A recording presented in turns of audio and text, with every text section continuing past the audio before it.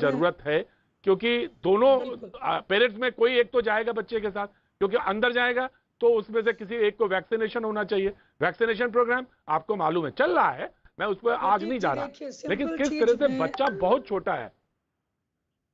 जी प्रतीक जी, एक सिंपल मैं अंग्रेजी में कहूंगी, if you fail to prepare you prepare to fail. मतलब कि अगर आप तैयारी नहीं करेंगे तो आप जरूरी फेल होंगे। तो पहला नंबर वन, ये इसमें नो डाउट नहीं है कि हर कंट्री, यूरोपियन कंट्री में थर्ड वेव आई है। तो सारे most of the European countries में थर्ड वेव आई है। उस हिसाब से हमें भी मालूम है, और जो हमारी सूत्रा matrix, IIT Kanpur, IIM and US के जो मैट्रिक्स है उनके हिसाब से this is expected anywhere October November. मुद्दा ये है कि ये जो आने वाली है थर्ड वेव, उसको हम कैसे बढ़ने ना दें, कैसे कम रखें, क्योंकि हमने एक बार गलती कर लिए थे सेकेंड वेव में, हम नहीं चाहते कि दोबारा गलती हो। कहावत है, दूध का जला छाछ को फूंक के पीता है। तो अब मुद्दा उठ रहा है कि अगर एक्सपर्ट्स कह रहे हैं कि तीसरी वेव में हमें डर है कि बच्चों को लगेगा, वो क्या सबूत है? सबूत ये था कि थोड़ा बहुत कोरिया का एक्सपीरियंस है, उसमें भी 2-3% एक्स्ट्रा हुआ था। फर्स्ट वेव में हमारे 2% आए, उसके बाद जो म्यूटेंट आई 1617 मोर देन 150%, अभी 12% आईसीएमआर डेटा के हिसाब से बच्चों में है। तो कहाँ 2%, कहाँ 12%।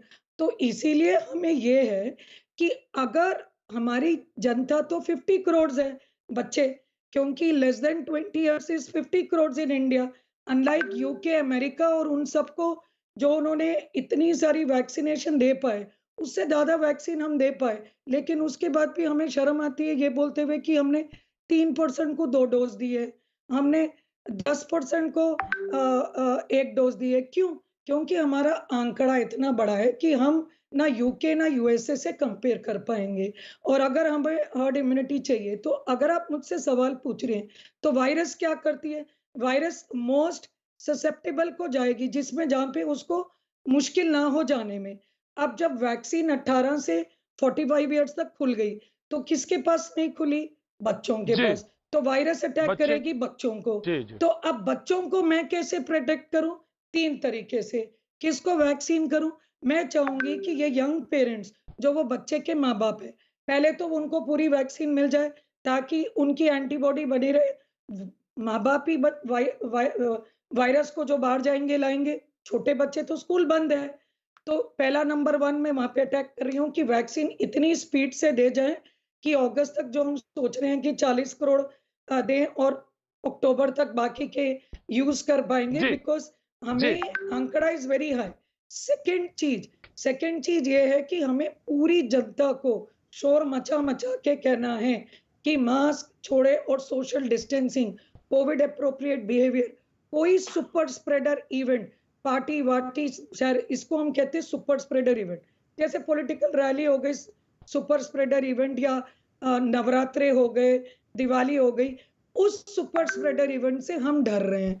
तो और बच्चों को, मिनिएचर अडल्ट तो है नहीं कि मैं बोलूं बच्चों को ठीक करना, बड़ों को क्या आप एक आईसीयू में डाल दोगे? एक नर्स 5 मरीज को, अडल्ट को देखेगी, अडल्ट भी अपना ऑक्सीजन ये वो करता है, बच्चा तो नहीं करेगा।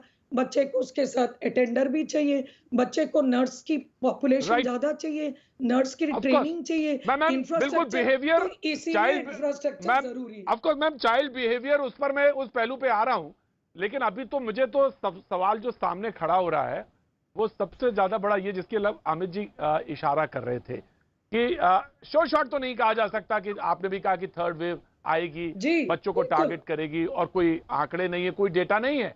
लेकिन मैं डॉक्टर नांगिया आपके पास आना चाहता हूं, सुषमा नांगिया आपके पास आना चाहता हूं। जैसे बात हो रही थी कि थर्ड डे के बाद सिम्टम्स है हमारे पास जो मौजूद है कि थर्ड डे के बाद थोड़ा सा फीवर आया, फीवर के बाद थोड़ा सा जैसे अभी हो रहा है नॉर्मल, उसके बाद थोड़ा सा घबराने के लगता है आदमी। बच्चों को लेकर क्या कोई सिम्टम्स अलग हैं? और आप तो न्यूनेटल डिपार्टमेंट से हैं, नवजात शिशु से हैं, वो अलग इशू एक, और वो भी एक कंसर्न वाला है। तो कैसे प्रोटेक्ट करना है और कैसे सामने इसको मजबूती के साथ खड़े होना है इस पर, प्रिपेयरनेस को लेकर, ये एक सवाल लगातार बन रहा है। डॉक्टर सुषमा नांगिया। हाँ जी बिल्कुल। थैंक यू मुझे न्यूज़ 18 इंडिया पे लेने के लिए और मेरे विचार जानने के लिए। तो जो आपने पूछा है कि बच्चों में जो सिम्पटम्स है वो कुछ अलग है या नहीं, तो देखिए बच्चों में भी बुखार, शरीर में दर्द, सिर दर्द, खाँसी इस तरह के लक्षण दिखेंगे। उसके साथ-साथ बच्चों में जो है एब्डोमिनल सिम्पटम्स यानी कि जैसे पेट दर्द, डायरिया, वॉमिटिंग इस तरह के सिम्पटम्स मिल सकते हैं। खाने में जो है उसकी एपेटाइट कम है या पुअर फीडिंग है और कुछ बच्चों को कुछ रैशेज़ जैसे स्किन पे रैशेज़ आ जाएँ, दाने आ जाते हैं, इस टाइप के या आँखों में लाली आ जाती है, इस टाइप के सिम्पटम्स मिल सकते हैं। सो यूजुअली बच्चे ऐसे प्रेज़ेंट करेंगे और बुखार जो है वो प्रेडोमिनेंट सिम्पटम है। सो हमें बच्चों को टेस्ट तभी करना है जब या तो फ़ीवर है, 3 दिन से ज़्यादा चल रहा है या घर में कोई एडल्ट पॉजिटिव है ऑलरेडी और बच्चा जो है उसमें कोई सिम्पटम्स शुरू हो रहे हैं, तो उसको हमें टेस्ट करना है। इस हर एक टाइम पे हर एक बच्चे को टेस्ट करने की ज़रूरत नहीं है, हमें ऐसी सूरत में बच्चे का टेस्ट करना ज़रूरी है। आप जो कह रहे हैं कि बचाव कैसे करना है, तो बचाव में ये है कि देखिए छोटे बच्चे मास्क तो नहीं पहन सकते। सो तकरीबन 6 साल से छोटा बच्चा मास्क पहने और उसको हैंडल कर पाए ये पॉसिबल नहीं है और स्पेशली और छोटे बच्चे तो बिल्कुल भी नहीं क्योंकि सफोकेशन का भी डर होता है। तो इसमें क्या है कि जो घर के बाकी मेंबर्स हैं, जो एडल्ट्स हैं, उनको appropriate social distancing, face masking, hand hygiene और सर्फेसेस क्लीन करना है, ये एंश्योर करना है।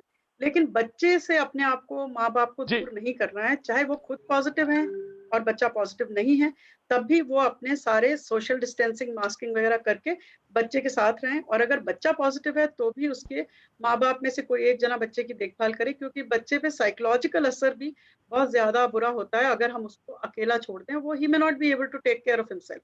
अपने खाने-पीने का बहुत ध्यान, इंपॉर्टेंट, अपना जी जी, बहुत बुखार-नापने इंपॉर्टेंट, यही यही मुश्किल, राइट मैम, सबसे ज्यादा इंपॉर्टेंट यही चीज है कि बच्चे को कैसे अलग किया जा सकता, बच्चे के साथ रहना पड़ेगा।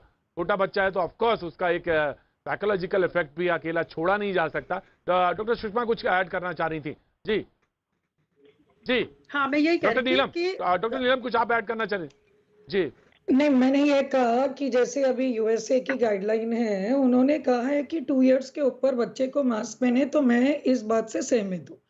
क्योंकि बच्चे बढ़िया तरीके से फॉलो करते हैं और बढ़िया मास्क पहनते हैं और बड़ों की नक्ल करते हैं। अगर बड़े अपने आप घर पे इस तरीके का इस्तेमाल करें और तो वो ऑटोमेटिकली बच्चे भी सीखेंगे और अभी तो बच्चे घर पर हैं, बात है तो बड़ों को अपना मास्क का इस्तेमाल करना है, लेकिन जो गाइडलाइन है वो कहती है 2 इयर्स के ऊपर यूज़ कर सकते हो। और नांगिया जी ने सही बताया कि लेस देन 2 इयर्स में प्रॉब्लम हो जाती है और बच्चों को प्रॉब्लम ये भी रहती है कि वो दादा-दादी, नाना-नानी के पास चले जाते हैं।